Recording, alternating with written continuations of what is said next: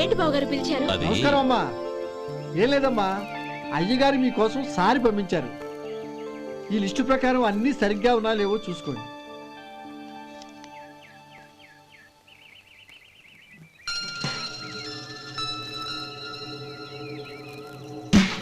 ఇవన్నీ తిరిగి తీసుకెళ్లి మీ అయ్యగారికి ఇవ్వండి.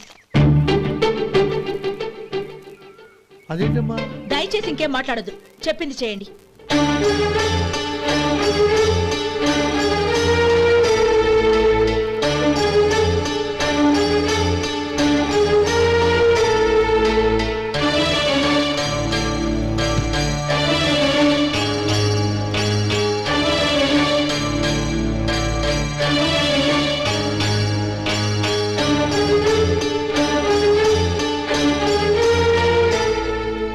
ఏంటి గౌరీ నువ్వు చేసిన పని?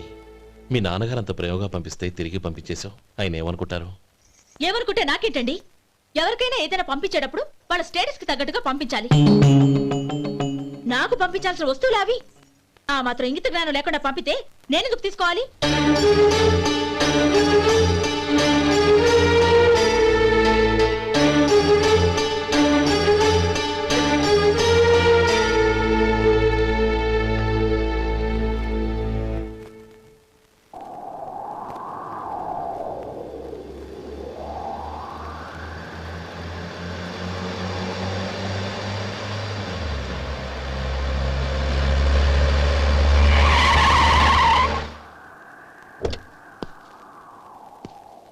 గౌరీ, గౌరీ,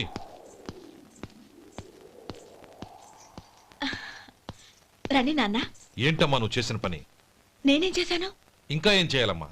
నేను ప్రేమగా సారి పంపిస్తే తిరిగి పంపించేస్తావా? నీకు పంపిన వాటిలో ఏమైనా తక్కువ ఉంటే నాకు చెప్పాలి కానీ అలా తిరిగి పంపించేయటం ఏంటి? ఏదీ తక్కువ కాలేదు నాన్న, కావాల్సినవన్నీ ఉన్నాయి.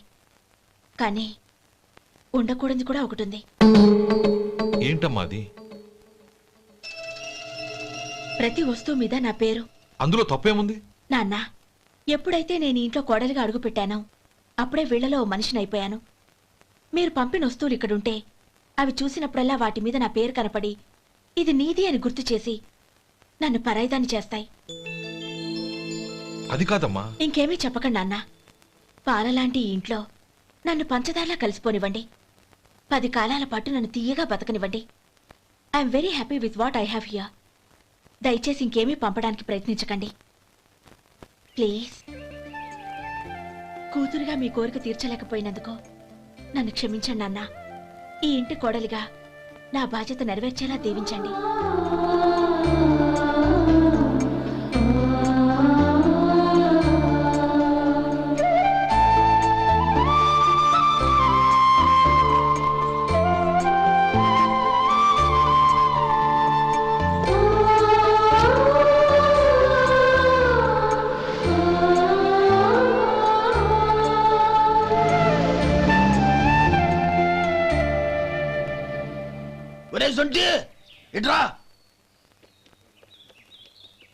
ఏంటండి? మాస్టర్ గారింట్లో ఫంక్షన్ కి జిలేబీలు మైసూరు పాకు పట్టుకెళ్ళి వారం రోజులైంది కదా. వాటి బాపత డబ్బులు గాని మనుషులు గాని ఇంతవరకు రాలేదు. వెళ్ళి వాళ్ళని డబ్బులు అడిగి తేవాలన్న బాధ్యత ఏమైనా ఉందా నీకు?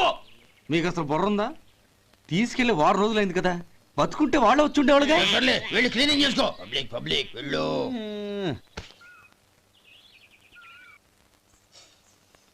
మా అమ్మగారు నన్ను ఆశీర్వదించండి. అయ్యో, ఏమిటమ్మా ఇది?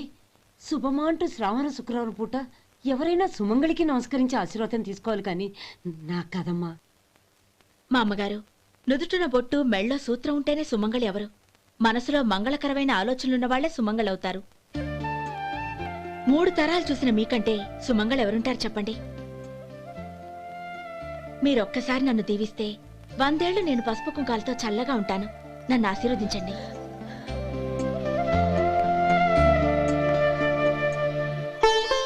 లేమ్మా,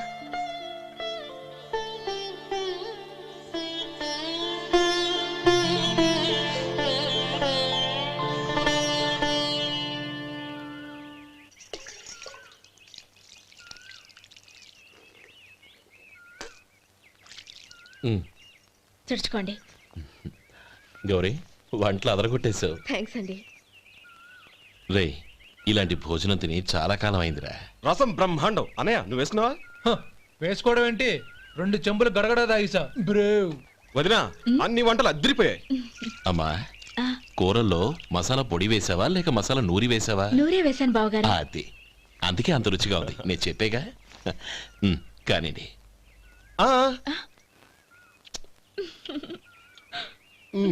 ఇప్పుడు పోయి వదినా.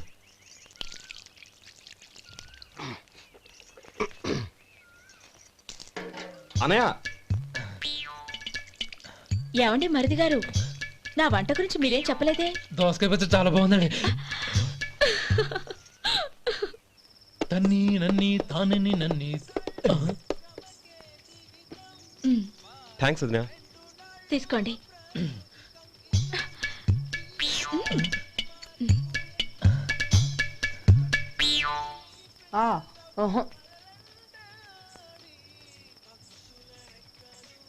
బావగారు తీసుకోండి. అమ్మా, నన్ను క్షమించమ్మా. అవే మాటలు బావగారు. పై కనకపోయినా నీ గురించి మనసులో అనుకున్నానమ్మా. అది తప్పేగా. ఆ రోజు పెళ్లి జరిగిన తర్వాత నువ్వు మీ నాన్నగారు మాట్లాడుకోవడం నేను విన్నానమ్మా. నువ్వెక్కడ నా తమ్ముడిని నా నుంచి దూరం చేసేస్తావోనని భయపడ్డాను. కానీ నిన్న నువ్వు మీ నాన్నగారికి ఇచ్చిన సమాధానం విన్నాక నా మనసు కుదుటపడింది. నేనెక్కడ కష్టపడిపోతానోనని మా నాన్నగారి భయం. డబ్బుంటే కష్టాలేవి దగ్గరికి రావని నమ్ముతారాయన. అసలు అవసరానికి మించిన డబ్బే అన్ని అనర్థాలకు కారణమని మా నాన్నగారు ఇంకా తెలుసుకోలేదు. ఆయన తృప్తి కోసం ఆ రోజు నేను సరే అన్నాను.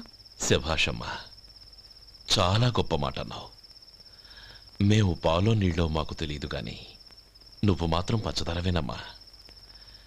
నువ్వు మా ఇంటి కోడలిగా రావడం నిజంగా మా అందరి అదృష్టం. నిజమమ్మా. ఆ అదృష్టం మీది కాదు బావగారు, నాది. నేనెక్కడ బాధపడతానోనని నేను చేసిన రుచి పచిలేని కూరల్ని చాలా గొప్పగా ఉన్నాయని పొగిడారే, అది మీ అందరి సంస్కారం. అబ్బే అదేం లేదమ్మా, బానే ఉన్నాయే. ఆవంటే నేను తిన్నాను బావగారు, ఎందులోనూ ఉప్పు లేదు. మీరు సరే, మీ రెండో తమ్ముడు గారు ఇంకో మెట్టు పైకెళ్ళి దోసకాయ పచ్చడి చాలా బాగుందన్నారు. నిజమేగా? అసలు ఈరోజు నేను దోసకాయ పచ్చడే చేయలేదు బావగారు.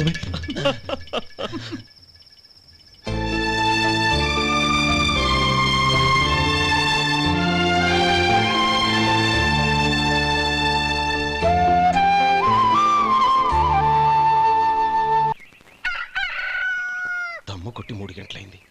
4కి పీకేస్తుంది. సరే సుబ్బారావు, సాయంత్రం ఇంటి దగ్గర కలుద్దాం. వస్తాను. అలాగే. సుబ్బారావు గారు ఇలా రండి. అవును, నా పేరు మీకెలా తెలుసు? మీ పేరు ఒకటే కాదు, మీ గురించి చాలా తెలుసు. చాలా తెలుసా? ఏంటవి? కంగారు పడకండి. అవును, మీరు బీడీఎం స్టైల్ గా కలుస్తారంటగా? మీకెవరు చెప్పారు? అదే, మీ గురించి అన్ని నాకు తెలుసు అని చెప్పానుగా. ఏది బీడీ ఒకసారి కాల్చండి. ఏం లేదు బాబు, బీడీ కట్ట ఇలా తీసి దాన్ని ఇలా నలిపి అందులో నుంచి ఒక బీడీ తీసి ఇలా స్టైల్గా. అదేంటి? ఒక చిన్న చేంజ్. ఓ పని చేద్దాం, బీడీ నేను కలుస్తాను, నా స్టైల్ అలా ఉందో మీరు చెప్పండి. అగ్గిపెట్టి ఉందా? లేదు. లేదా? లేదు. అగ్గిపెట్టి కూడా లేకుండా ఎందుకయ్యా బయలుదేరా? పైగా పెద్ద స్టైల్ ఒకటి. వెళ్ళాలా, వెళ్ళి పని చూసుకో. పొద్దున బలింటోడు దొరికడరా బాబు.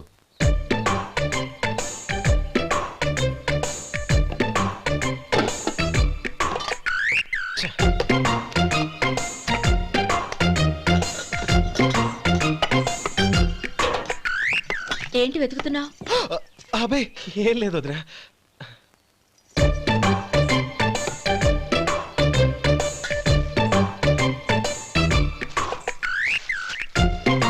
నువ్వు వెతికే దీనికోసమేగా.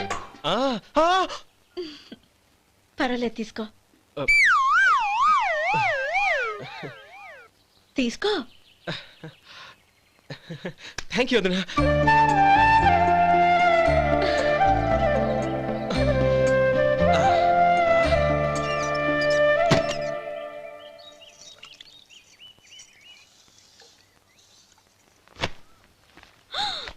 అయ్యో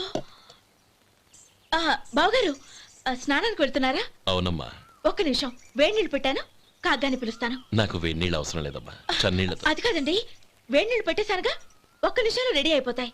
పైగా ఈ వయసులో చన్నీళ్ళ స్నానం అంత మంచిది కాదండి. 40 ఏళ్ళ నుంచి చేస్తున్నానమ్మా, ఈ రోజు నాకు కొత్త ఏంటి? నే చన్నీ.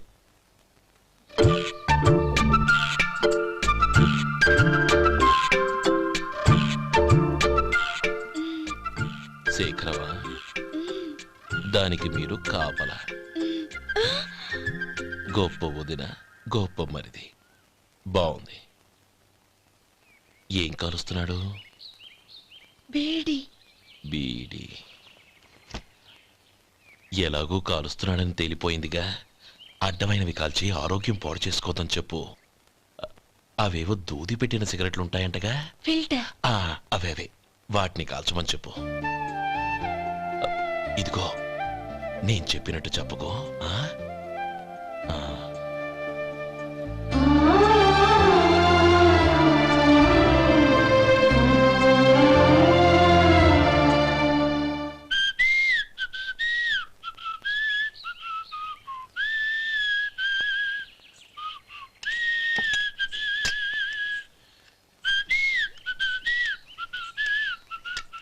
ట్యూన్ బాగుందండి.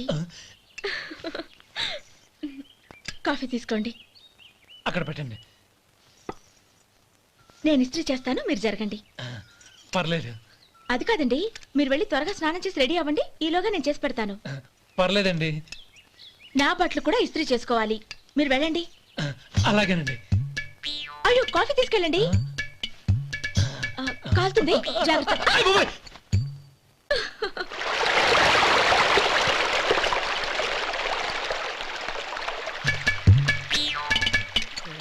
ఏమండి, నా బట్టలు అక్కడున్నాయి, తీసుకెళ్ళండి. అయ్యో, అదేంటండి, ఆ బట్టలు వేసుకున్న బయటకు వెళ్తారు? అయ్యో, చాలా అసహ్యంగా ఉంటుందే.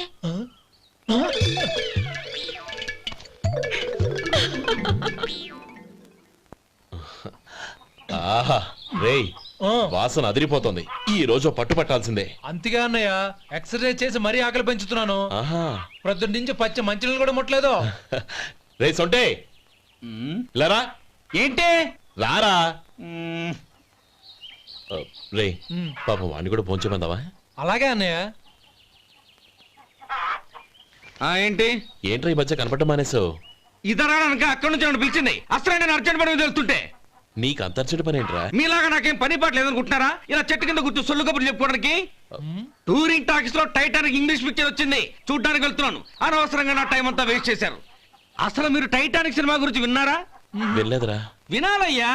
ఊరికే ఎప్పుడు చూసినా గులేబా కావాలి కదా, ప్రమిళార్జున యుద్ధం సినిమాలు చూడటం కాదు. నాలాగా ఇంగ్లీష్ సినిమాలు చూసి జనరల్ నాలెడ్జ్ ఇంప్రూవ్ చేసుకోవాలయ్యా. వస్తా. సినిమా చూసి కచ్చెత్తాలే. అనయ్య, వదిన వంటలు అద్దరు కొట్టేసింది. కోడి జాయింట్, చేపల పులుసు, మటన్ కుర్మా, కోడి గుడ్లు, చికెన్ బిర్యానీ, మసాలా బాగా దట్టించుంటారే. రేయ్, అవన్నీ నీకెందుకురా?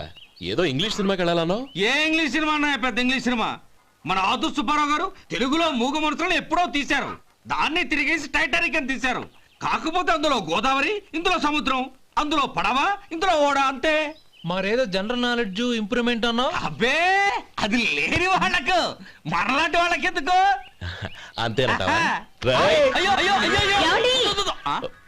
భోజనం రెడీ, రండి. వస్తున్నాడు వదరా. చాలమ్మా. వదినా, మీ పిల్ల అందరికీ పన్నీరు చెల్లింది నేనే వదినా. వదినా, వినడానికి ఎంత హాయిగా ఉంది. ఇదిగో ఇంకో చికెన్ పీస్ వేసుకో. ఏ వదినా, మా వదిన బంగారు వదినా.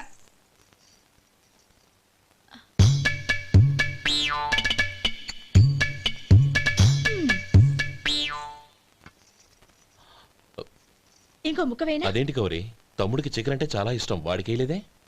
అయ్యయ్యో, ఈయన మీ తమ్ముడా? నాకు తెలీదండి.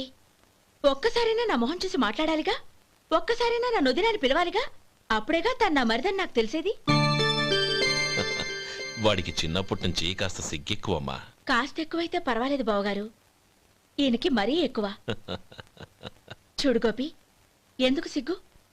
అన్న భార్యని వదినమ్మ అంటారు. అంటే వదిన అమ్మతో సమానమన్నమాట.